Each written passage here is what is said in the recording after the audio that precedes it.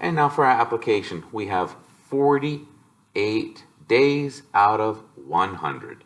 And we can write it as a 48% or a decimal 48 hundredths. All once again representing the same thing. The 4 in the tenths place value, you can see if I got rid of the 8 and the 0 there, it's 4 tenths.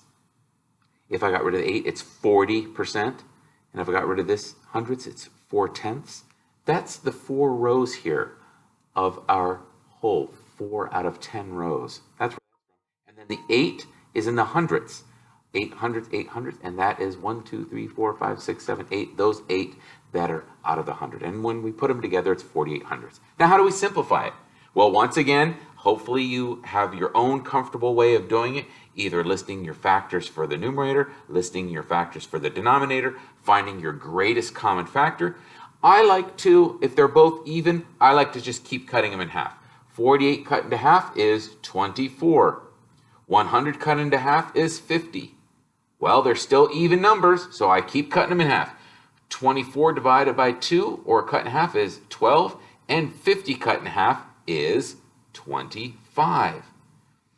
But now I don't know. Am I still here have a common factor? This is where I would probably list them. I took the brain way to get to a certain point, so now I know my factors for 12 are 12 times 1, 3 times 4, and 6 times 2. For 25, I know it's 1, 25, 5, and 5.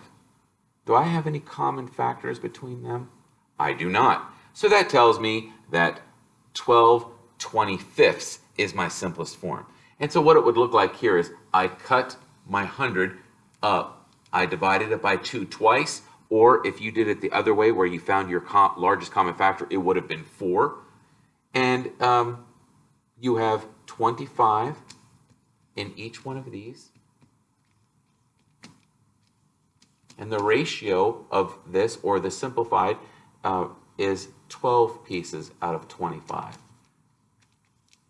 And so 12 25ths is the same percent and the same decimal and the same fraction as 48 hundredths, just written in its simplest form.